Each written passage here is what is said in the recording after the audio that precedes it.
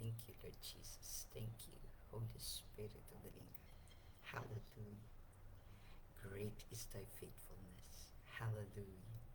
Hallelujah. Magandang umaga po sa lahat ng mga kapatid sa Panginoon. Excuse me po. Sa Mighty Warriors Christian Fellowship, magandang umaga po sa mga kapatid sa Doha, QICM, sa mga Reyes, Dizon families na nandiyan din sa Doha. Dati ko pong kaalsad group yan. At sa lahat pa po na naifo-forward ang pag-aaral na ito, welcome po at magandang umaga po sa inyong lahat. Tayo po ay manalangin. Purihin ka, luwalhatin ka sa araw na ito na ipinagkaloob niyo, Panginoon. Ikaw lamang ang maitaas at maparangalan sa aming kalagitnaan. Samahan niyo po kami sa aming pag-aaral. Be with us, Lord, with the power of Thine Holy Spirit. By the power of the Holy Spirit, Lord. Para lahat po ng aming pag-aaralan ay may papaunawa ninyo ng buong katotohanan at may papaliwanag ng ganun din. Salamat po sa lahat ng biyayang ibubuhos nyo sa amin sa aming pag-aaral na ito. At lalo kang makilala, lalo ka naming makilala, lalo ka naming masunod sa aming buhay. Sa pangalan ng aming Panginoon Jesucristo, nagpapasalamat kami sa iyo, Ama. Amen. Amen. Magandang umaga, Sister Evelyn Oblea. Ayan. Magandang umaga. So, katulad ng ating pinag-aralan kahapon, nabanggitin natin ng kaunti para sa week na ito, ay tayo ay tagasunod. Good morning, Sister Tess Yusin. Tayo ay tagasunod. Napag-aralan natin kahapon ang anak ng tao, ang isang titulo na ginagamit ng ating Panginoon Jesucristo sa kanyang sarili ay naparito hindi upang paglingkuran, kundi maglingkod at ibigay ang buhay sa ikatutubos ng marami. At yung pamamaraan ng paglilingkod niya, paano niya yung ginampanan? Ipinangaral niya ang mabuting balita ng paghahari ng Diyos at pinagaling ang mga may sakit, pinakain, kung ano man ang kanilang mga pangailangan, ito ay kinatagpo niya nung siya'y nabubuhay dito. At yung huli na kanyang ginawa bago siya maipako sa krus ng Kalbaryo ay yung hinugasan niya ang paa ng mga alagad na siya ay nagpapahayag ng tunay niyang pagpapakababa bilang isang alipin. Kaya ngayong umagang ito, ayan, good morning, Sister Mariette Carlos. So, ngayon, nabanggit ko na ito kahapon, so pag-aralan natin ng mabuti ang halimbawang ito. Kaya nga halimbawa, the example. Ang dami-dami nating mapagkukunan ng halimbawa, pero ang the best ika nga na halimbawa ay ang ating Panginoong Jesucristo mismo. So basahin natin, Filipos, 2 kabanata, magbulang talatang 5 hanggang 8. Philippians chapter 2, verses 5 to 8. Philippians chapter 2, verses 5 to 8. Magpakababa kayo tulad ni Kristo Jesus. Kahit siya ay Diyos, hindi siya nagpumilit na manatiling kapantay ng Diyos. Sa halip ay kusa niyang binitawan ang karapatan niyang ito at namuhay na isang alipin. Ipinanganak siyang tulad ng isang karaniwang tao. Siya'y nagpakababa at naging masunurin hanggang kamatayan. Oo, hanggang kamatayan sa krus. Kaya naman, verse 9 na po yon. So, ang concentration po natin ay Philippians chapter 2 verses 5 to 8. So, ito na. Sino ang halimbawa na ating susundan? Diba? Binasa natin dito, doon po sa talatang 5. Philippians chapter 2 verse 5. Magpakababa kayo tulad ni Kristo Jesus. So, marami rin po ang magsasabing, halimbawa, sabihin mo, magpakababa kayo tulad ni Jesucristo. Tapos sasabihin, hindi naman ako Diyos para magawa ko yun. Marami pong mga iba't ibang paraan ng tao para lumihis sa talagang pangunawa at talata at sinabi ng ating Diyos sa salita niya. Pero ang sabi niya doon, magpakababa kayo tulad ni Kristo Jesus. Tatandaan po natin, kaya siya ang ating halimbawa, siya ay Diyos na nagkatawang tao. Maliwanag na maliwanag po yun. Kasi sabi niya, kahit siya ay Diyos, doon sa verse 6, hindi siya nagpumilit na manatiling kapantay ng Diyos. Ayun po. Isinet aside niya, itinabi niya yun. Ang dami pong mga tanong patungkol dyan, lalo na po yung naghahanap ng butas sa Biblia para sabihin na ang ating Panginoon Kristo ay hindi Diyos. Yung isa pong halimbawa, yung tinanong siya, kailan magbabalik muli? Kailan ang kanyang pangalawang pagbabalik? Ang sinagot ng ating Panginoon Kristo, sabi niya na ang Ama lang ang nakakaalam. Yun ang sinagot niya. So, binigyan nila ng issue yun. Oh, tignan ninyo, hindi siya Diyos dahil sinabi niya na hindi niya alam na katulad ng kung siya ay Diyos, kailangan alam niya lahat. Di ba? Gusto nila, explain mo lang yon. Bakit niya sinabi yon? Ano ang dahilan nun? Ayaw nila na magko-quote ka ng another scripture. Kaya nga po, no? Yun po yung mga tinatawag na mga nakikipagdebating ganyan. Yung mga taong pinag-aaralan nila talaga para idepensa ang salita ng Diyos, idepensa natin ito, they're called apologists. Hindi sila nag-apologize, apologist. Ibig sabihin nun, pinagtatanggol nila ang sinasabi ng salita ng Diyos para hindi ka nalilito. Kung pagbabasihan mo lamang yung isang talatang yon, para bagang lumilitaw na hindi siya Diyos. Diba? Dahil kasi tao lang siya, hindi niya alam o yung gano'n. Pero alam niyo po, makikita ang ginagamit ng tao para maintindihan ang scripture.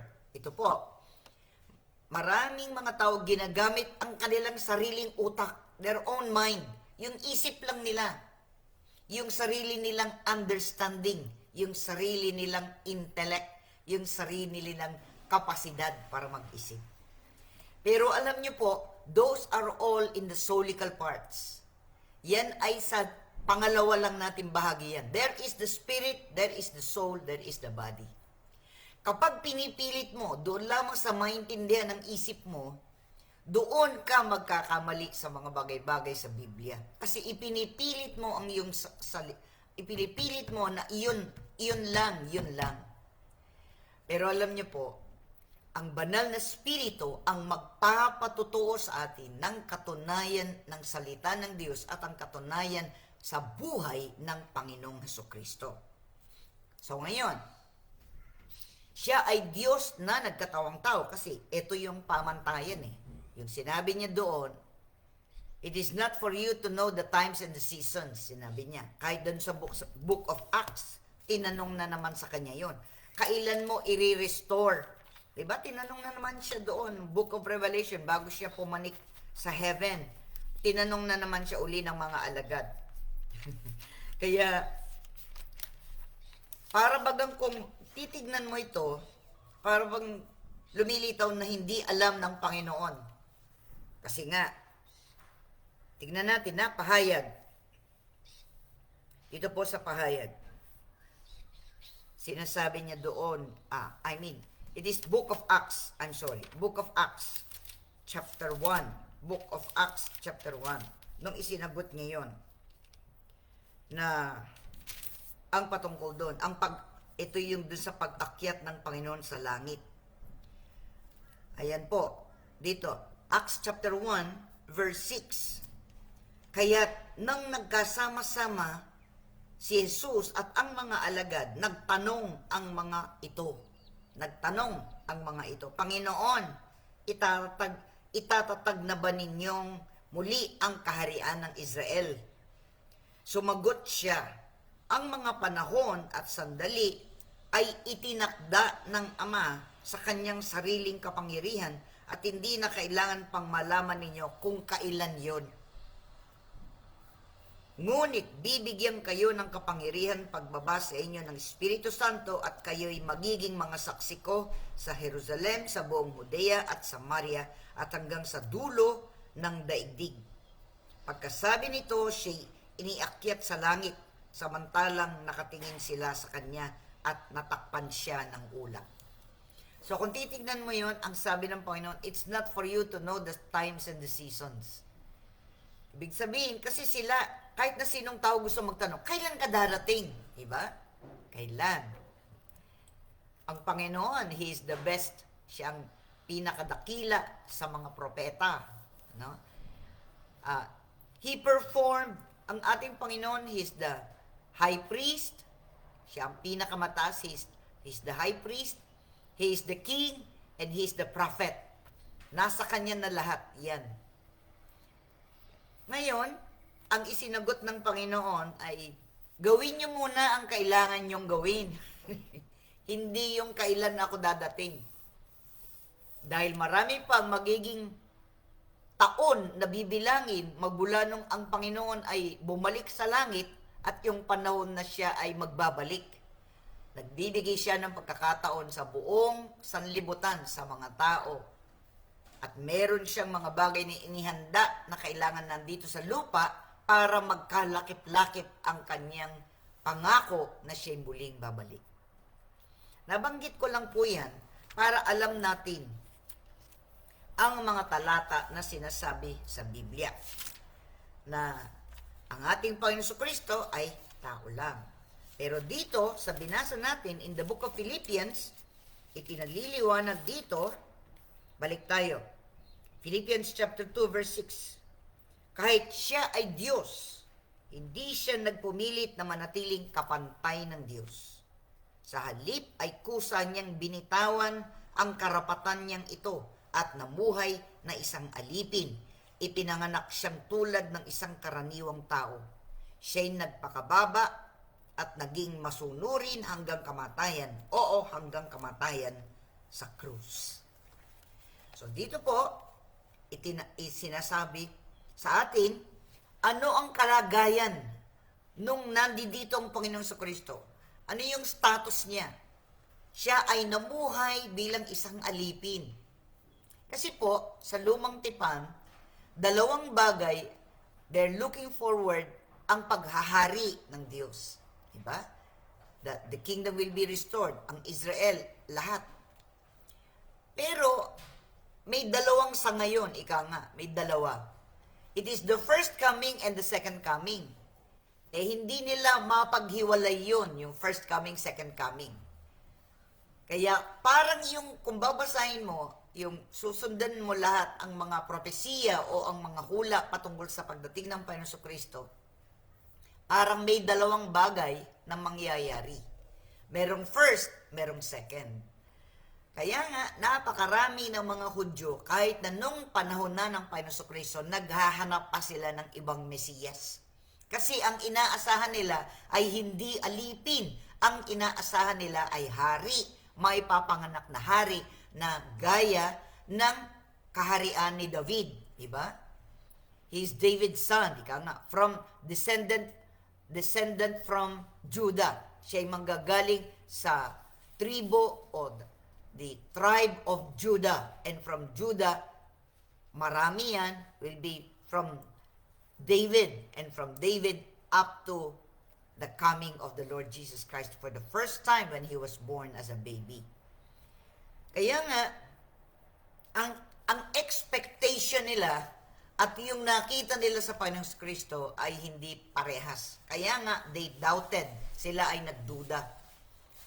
Ngunit makikita natin at pag-aralan ng mabuti ang mga taong nakadaupalad ng Panginoon Kristo. They believe that He is God in human flesh. Doon pa lamang sa sinabi ng anghel kay Maria na He will be born of a virgin, walang participation ang lalaki. Yung ganun. Kaya nga, virgin birth, It is over and above ng natural because it is supernatural. Kaya nga, in-expect nila, he will come from the king, like a king. He will come from a palace. Siya ipapanganak sa palasyo. Pero ang kabaligtaran nun, siya ipinanganak sa sabsaban.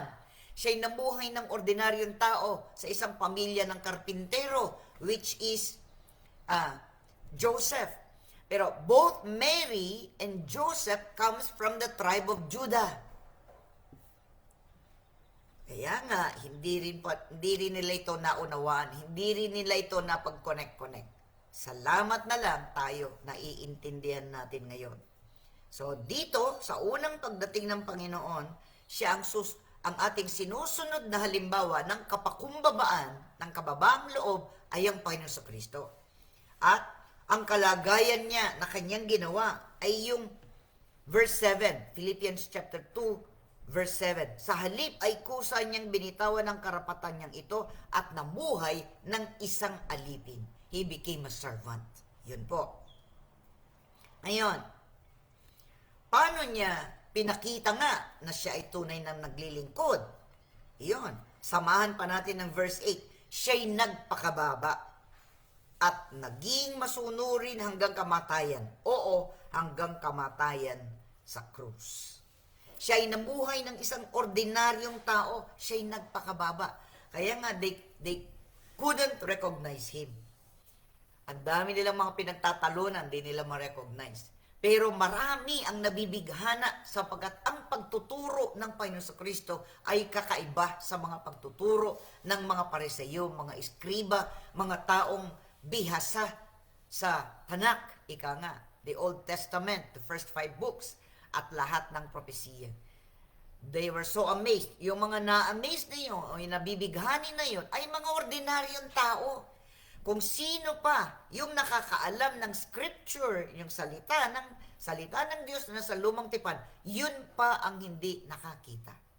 Pwera lang, halimbawa si Nicodemo, Joseph of Arimathea, kasi mape-persecute sila, may masasabi sa kanilang mga tao at mawawala ang kanilang kalagayan sa kanilang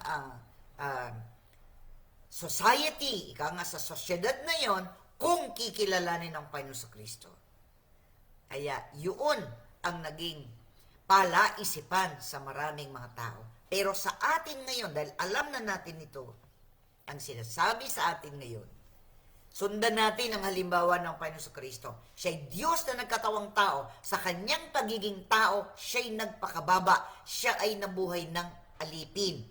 Kaya tignan natin, ano yung utos? Basahin natin yung Philippians chapter 2 verses 3 and 4. Kanina, yung binasa natin ay Philippians chapter 2 verses 5 to 8.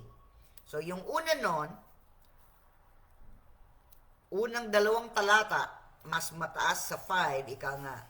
Verse 3 and 4 ay ganito ang ating mababasa. Huwag kayong gagawa ng anumang bagay dahil lamang sa hangad ninyong matanyag. Bagkus, magpakababa kayo at huwag ipalagay na kayo'y mabuti kaysa iba.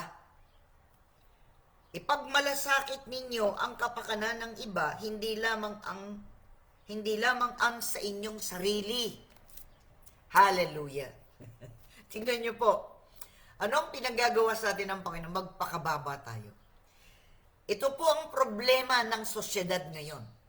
Ang kasalanan ang problema natin. At lalo na ang problema ng sosyedad, ang lahat ng tao. Kasi, ganito, anong sabi nakalagay dito?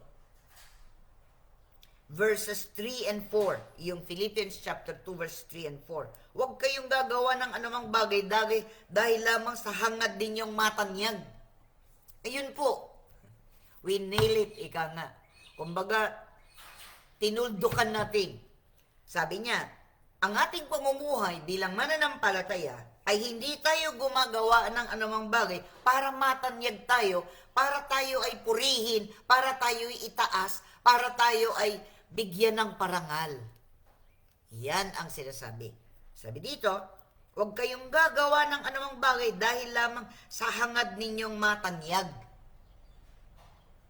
Yan ang nagiging ginagawa Lahat nagkakanya-kanya para itaas ang sarili. Lahat ay gagawa ng paraan para mas marami ang mga taong kumilala sa kanila. Mas maraming tao ang ida-down nila, kasama na yon. Sila lang ang magaling, sila lang ang mabuti, sila lang ang tapat, sila lang ang gumagawa, at lahat ng tao, etsyepware na. Ganyan ngayon. Kaya tingnan niya, itong sabi sa atin, huwag kayong gagawa ng anumang bagay dahil lamang sa hangad ninyong matanyag. Ano ang pinagagawa sa atin ng Panginoon? Sabi niya, huwag yun. Pero anong gagawin? Bagkus, magpakababa kayo at huwag ipalagay. Ayun na. Magpakababa kayo at huwag ipalagay na kayo'y mabuti kaysa ng iba. Ayun. Alam niyo po, yung tunay na mananampalataya, marami rin po, marami, kahit mananampalataya, natatangay ng sanlibutan, natatangay sa sistema ng sanlibutan. Hindi po yun ang pamantayan natin. We have to separate ourselves from the mindset, yung kaisipan ng tao lang, nang walang pagkakakilala sa Panginoon Kristo. Kailangan pagkakakilala natin at kung tunay tayong kumikilala sa Panginoon, magiging katulad tayo ng pag-uugali niya. Hindi ugaling pansanlibutan. Ang ugaling pansanlibutan, magpataasan. Mas magaling ako kaysa sayo. Yan ang sinasabi ng maraming tao. Mas marunong ako, mas maimpluwensya ako, mas maganito. Hindi po yun. Kabaligtaran nun. Sabi, bagkus magpakababa kayo at huwag ipalagay. Huwag ipalagay na kayo'y mabuti kaysa iba. Huwag nating itinataas sa ating sariling bangko. Yun ang sinasabi doon. Tapos ano pa, sabi niya, ipagmalasakit ninyo ang kapakanan ng iba. Hindi lamang ang sa inyong sarili. Yun pa yun. Maraming mga tao ngayon sa ating kapanahunan, they don't care about others. They only care about themselves. Sarili mo lang. Basta, bahala kayo dyan. Ako ganito. Hindi po ganon ang buhay mananampalataya. Hindi po ganon. Sinabi na sa atin, magmamalasakit tayo sa kapakanan ng iba, hindi lamang ng ating sarili. Kaya, binabalansin natin yan. Una ay ang pag-ibig natin sa Diyos, yun ang number 1 sa atin. Tagasunod tayo ng Panginoon Kristo. At pangalawa, mamahalin din natin ating kapwa gaya ng pagmamahal natin sa ating sarili. Kung ayaw mong gagawin nila ito sa iyo, huwag mong gagawin sa iba. Isaalang-alang mo lagi, hindi lamang ang kapakanan mo, kundi ang kapakanan din ng iba. Yan ang turo ng ating Diyos. Sabi niya, anong pinapagawa sa atin? Magpakababa tayo. Kaya, tignan po natin, nasa sa loob natin. Kasi kung minsan, lagi tayo nagsusumbong. Marami din akong naririnig. Ay, si ganito, ganyan, ganyan sila, ganito, ganyan. Lagi natin tinitingnan ang pagkukulang ng iba. Pero kailangan po, tignan din natin ang sa atin. Bago natin tinitingnan ang sa iba, tignan natin ating sarili. Kaya nga, salaminin din natin ang ating sarili sa pamamagitan ng salita ng Diyos. Tumingin tayo sa salamin ng salita ng Diyos bago natin inirereklamo yung iba. Yung iba naman talagang legitimate, ika nga. Talagang mas mabuti ngang magreklamo ka sa Panginoon kaysa magreklamo ka sa ibang tao. Huwag na huwag kang magrereklamo sa iba. Sa Diyos ka dumiretso sapagkat mabibigyan kanya ng katugunan at matatahimik ka nang hindi ka nakipag-away, hindi ka nakipagtalastasan, hindi ka nakipagsigawan sa iba, hindi ka nagpapataasan sa iba sapagkat dumiretso ka kagad sa ating Diyos. Siya ang number 1 na may kababaan ng kalooban ng ating Panginoon Kristo. Wala nang papantay sa kanyang ginawa. He did it perfectly, completely. Ang kanyang pakikipag-ugnayan sa Diyos. Sapagkat sinunod niya ang lahat ng bagay na sinabi ng Amang Diyos sa kanya. Kaya siya ang ating mabuting halimbawa. So anong gagawin natin? manatili tayo na maging masunurin sa Panginoon. Magpakababa at huwag nating isipin na mas mataas tayo kaysa iba. Maraming mga tao, medyo umangat ng konti, mataas na rin ang kanyang ulo. Marami pong mga tao, magaganda yung muebles nila, may mga sasakyan silang maganda, super mga ano. Pero yung ugali, hindi kasing ganda ng mga bagay na kanilang ginagamit. Nakikita pa rin yan sa ating pag-uugali. Kaya nga, ang pinagbubuti natin ay ang pagsunod sa ating Panginoon sa Kristo, ang pag-uugali niya ang magiging pag-uugali natin. Para sa ganon, maging matatag tayo bilang isang mananampalataya. Tignan natin ang salita ng Diyos at itong maging batayan natin ng ating buhay at hindi ang sinasabi ng sanlibutan ito. Amen po. So, kailangan manatili tayong magpakababa. Isagawa natin ito. Isa puso natin. Isa alang-alang natin sa ating isip. Kahit na nga sa iyong pakiramdam, mali sila. Pero bago mo sabihin, mali ka. Tignan mo muna ang iyong sarili. Kaya nga, kapag may pag-aaway, kasi nga, kaya nga nag-away, hindi nagkakasundo sa bagay na yon. Ikaw ganito ka, ikaw ganito ka. O, iyan na. Hindi po tayo ganun. Hallelujah. Hindi tayo ganun. We do things properly with respect. Hindi naman sinabi ng Panginoon, hindi na tayo magagalit. Diba? Sabi niya, be angry and sin not. Ikaw'y magalit, pero hindi magiging dahilan, ikaw'y magkakasala. Makipagkasundo ka kagad. Pero mas maganda sana na bago lumabas ang anumang bagay sa bibig mo, inunawa mo muna yon ng isip mo at pinigilan mo muna ang iyong sarili para hindi ka magsalita ng ikasasama ng loob ng iyong kapwa. Amen po ba? Tayo po'y manalangin. Maraming salamat, Panginoon, sa patuloy mong pagtutuwid sa amin. Ng aming mga attitudes, ng aming saloobin, ng aming pag-uugali, importante yan. You will bend us, ika nga. Kapag ipinipilit namin ang isang bagay, yan ay babaluktutin mo sapagkat yan ay hindi naaayon sa kalooban mo. Kung marami na kaming masyadong mga dahon at wala namang bunga, puputulin mo ang mga dahon na yan, aalisin mo ang mga sangasangang yan. Para sa ganon, ang bunga ang lumabas. Mas maraming bunga kaysa maraming dahon. Salamat po, Panginoon, sa patuloy mong pagbibigay sa amin ng mga mabuting halimbawa kung paano kami mamuhay. Over and over again. Hindi mo tatapusin, Panginoon. Sapagkat habang kami narito sa lupa, kami nakikipagtalastasan, nakikipagbuno sa kapamaraanan ng mundong ito. Hindi kami ganoon. Kami ay para sa iyo at sa iyong kaharian. Kaya ikaw ang aming modelo, ikaw ang aming halimbawa, at yun ang aming susundin. Maraming salamat po sa patuloy mong pagtutuwid sa amin. Maraming salamat sa patuloy na pagpapaalala mo sa amin na hindi kami pwedeng magmataas kahit na anuman ang aming kalagayan, kahit mataas ang aming sahod, kahit na nasa amin ang lahat ng bagay, still manatili pa rin kami. Manatili pa rin kaming may kababaan ng kalooban. Pinagpapala mo kami upang kami maging pagpapala sa iba.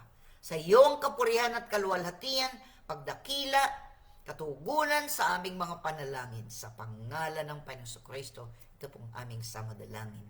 Amen and amen.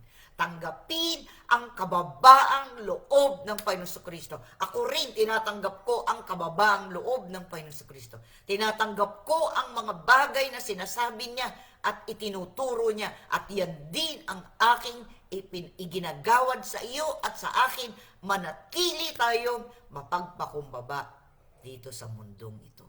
Huwag nating isipin na tayo mas dakila kaysa iba. In Jesus' name, tanggapin ang lahat ng bagay sa ikapupuri at ikararangal ng pangalan ng ating Diyos, sa pangalan ng Panginoon Kristo. Tanggapin ang kanyang himala sa patuloy na kababahan, tanggapin ang lahat ng mabuting halimbawa na iniwan ng Panginoon Kristo para sa atin. In Jesus' name, amen and amen. Maraming salamat.